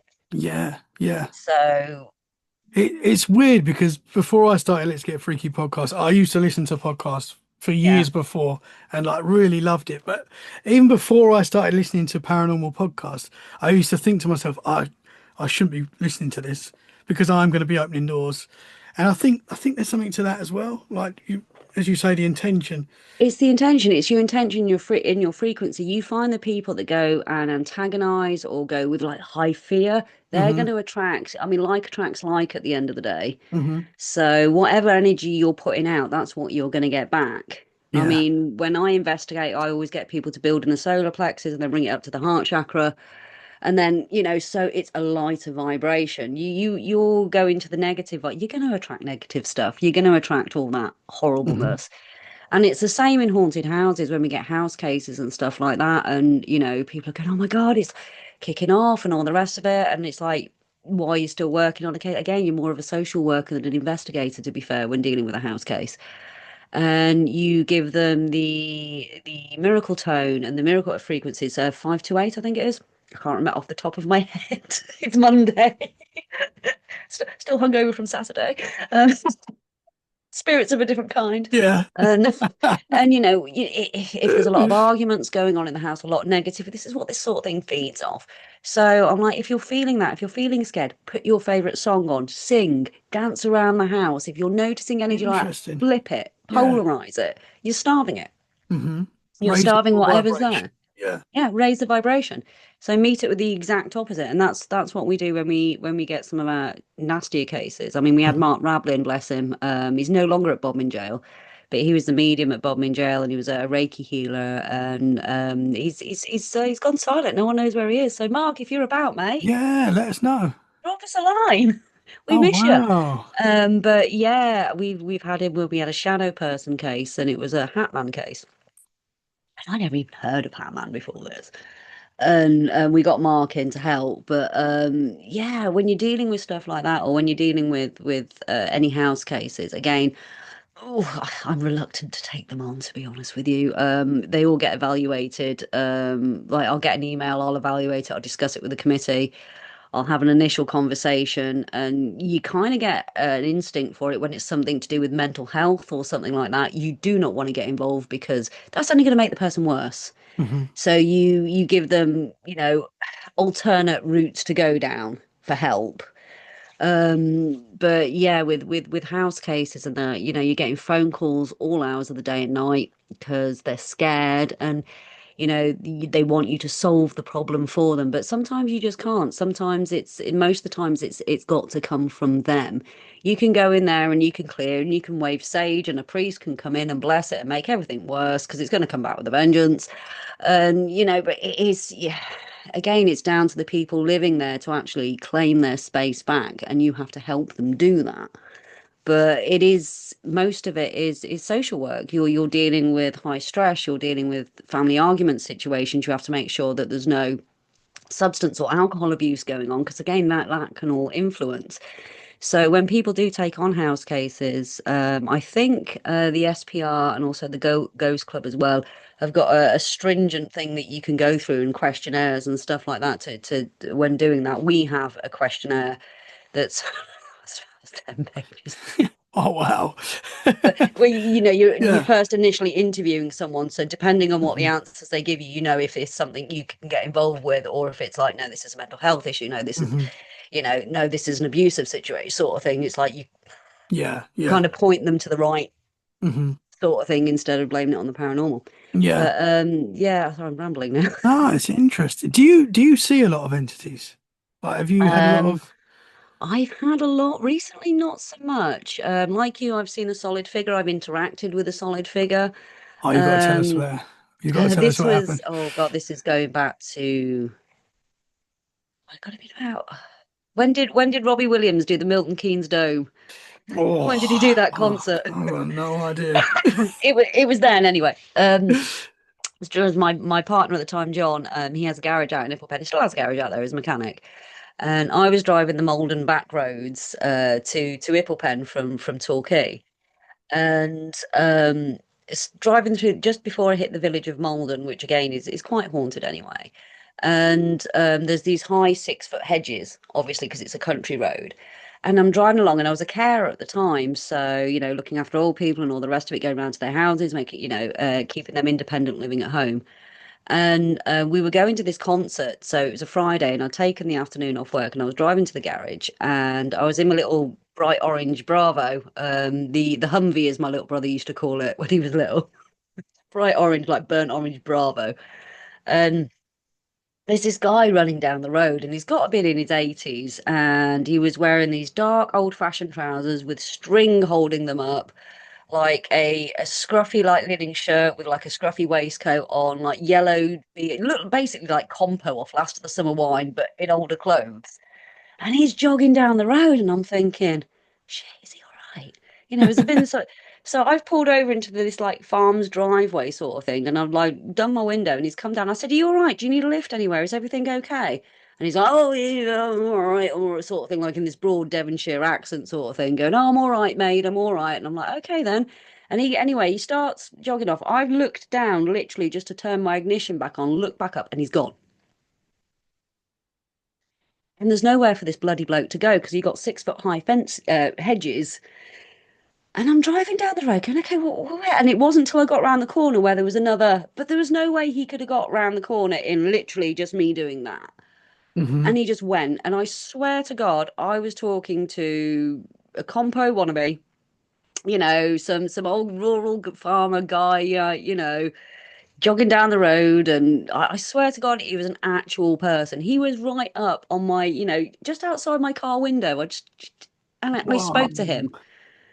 And he kind of gave me this broad Devon, I'm all right, mate, sort of thing, and carried on along his way, and then just disappeared. He was just gone. There was nowhere for this bloke to go. Hmm. So I just kind of like, like a fag, carry on driving, It makes you looking think, though. It around. makes you Where's he wonder. gone? How many times do we interact with something that is possibly not a human or Precisely. an entity, a ghost, whatever it is, and you wouldn't know. Like if you'd Yeah. not, if say you'd look down for like 5 minutes, and Yeah. you're going to look up and think, oh, he's gone.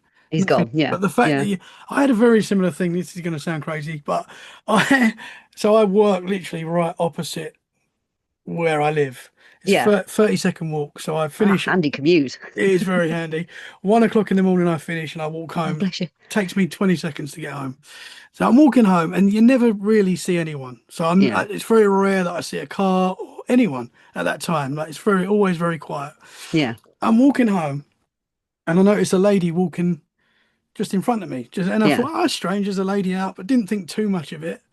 And she's walked into the bus stop, which is right near my house as well. Yeah. And as she's walked into the bus stop, a fox has walked out, looked at me, and like run off. And I'm like, oh, that's No weird. The way. fox must have been in the bus stop, and Yeah. because I can't see inside now, she must have y- scared the fox, and he's run out. Yeah. So anyway, I'm walking along, and I'm thinking, okay, there's, and this all happens in like seconds as well. Yeah. So I'm walking along, and I'm like, okay, so there's a lady in the bus stop. There's no buses either at this time. So the last Ooh. bus I think is 11 o'clock, or it might be 12 o'clock, but there's no Yeah. buses at this time. So I walk back and I'm now expecting to see a lady just standing there in the bus stop. And I've looked and there was no one there. There was no lady. And I was like, what?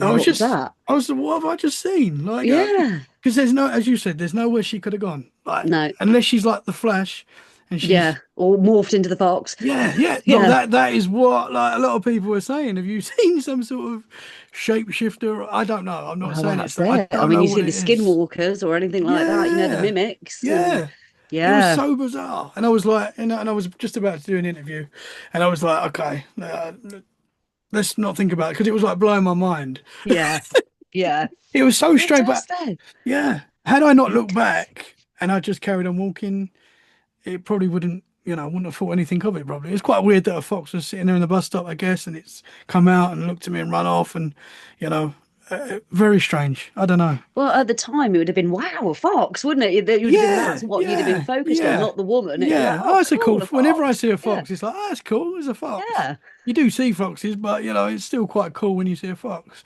Got one in the garden someday. It came up to the gate to me the other week. They I make was they sat make out, I some was weird sat outside. It noises. came up to the gate, and I was like, hello.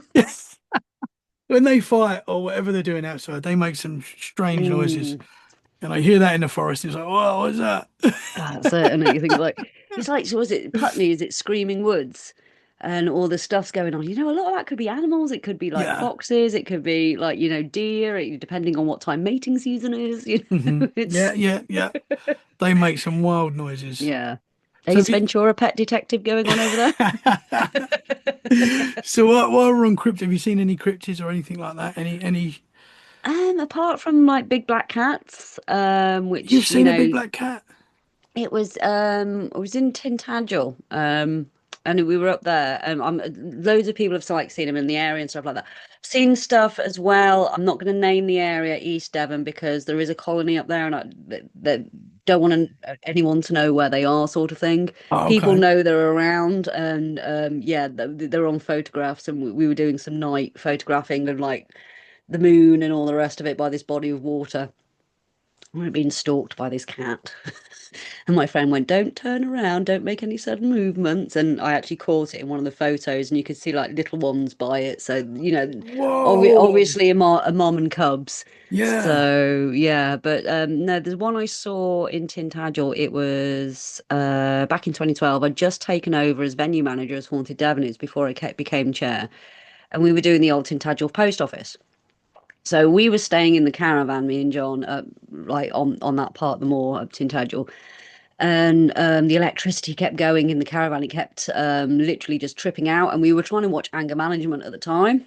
Great film. Needed anger management because you can't watch it. I feel pretty too.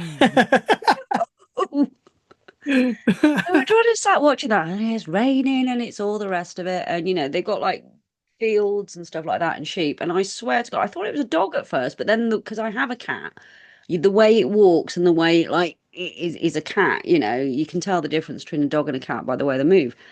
And this thing, it was just like at the bottom of the field, and it was lying down, and I was like, and then it got up and you saw it like stalk and then like literally like zip through this hedge and and I couldn't, I think I got my camera out in time, and then it was my phone, and we're going back, phone cameras back then weren't that good, and it just looked just like this black blur at the bottom of the field. But I saw this, and so Wow. did John. We both saw this thing, and first I thought, oh, is it a black lab or something like that, farmer's dog? But no, the way it moved and the way it was definitely a feline. It was definitely a feline. That's the Wow. first time I've seen one like that. Yeah. Wow. I mean, these things, as you know, are reported all over the UK. My mother-in-law saw one with her sister Yeah. about over 20 years ago now in Essex, near the Wow. M25. Yeah. Yeah. Oh, bloody hell. Yeah, and at the time, a lot were being reported in that area, Yeah. like in the local news and stuff. But they're everywhere in the UK. I think it's, you Dangerous know, Animals Act. They got a lot of them released then. It was either put them in a zoo, which a lot of people couldn't, and a lot of zoos couldn't take them, so they're going to be destroyed. So yeah, a lot of people just let them be wild, yeah, and this is what we have now. yeah. They'll take the odd sheep. They don't come near people. There's not really been any reported attacks. They're Mhm. going to stay away from us. They're scared of us. Humans bad. Let's face it. Yeah, So it's kind of like the Bigfoot. If they don't want to be found, they won't be no, found. no, Yeah, they're like that. yeah. Yeah, But no, I've never interesting. seen a Bigfoot. Not yet, not Not yet. yet. No, I've tripped over some big shoes, but I've never seen a Bigfoot. But Abby, I have loved talking to you today. Oh, it's Thank been you brilliant. so much. We got to do it again. Definitely. There's You a could lot we can definitely, talk about. But definitely. can you tell the listeners where they can find you? You can find me on Sound Art Radio at soundart.org.uk, and on Mixcloud at Ghost Finder General at Lifting the Veil. Also, as well, check out the Haunted Devon website. We've got some articles and reports and stuff like that are open to the public for you to go along and like view. You can read the reports or the history. Sally does all our reports, my secretary. She is an absolute ledge. She works so hard, and the amount of work she puts into the history. I mean, we go through the EVPs together. She hates me because I only let Class A on. So she's like, "Oh no, this is that." But you can find all that there. And I'm hoping to launch the podcast on Spotify, so on Halloween.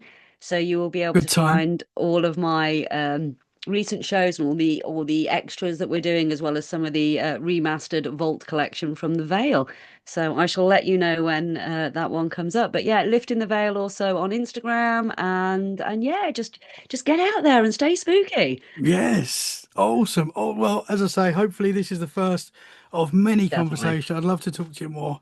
And yeah, thank you Got to so get much you for your guys on time. as well. I want a I'd love panel on to. the radio show. Yeah, let's go. I'd Yeah, love to anytime. Thank you. fantastic. Guys, Brilliant. thank you so much for listening. We hope you've enjoyed this episode. If you have, share it where you can. That is a great way to support the show. And we'll be back very soon for more freaky conversations. In the meantime, stay safe and keep it freaky. Bye for Oh now. yes. Thank you. Bye.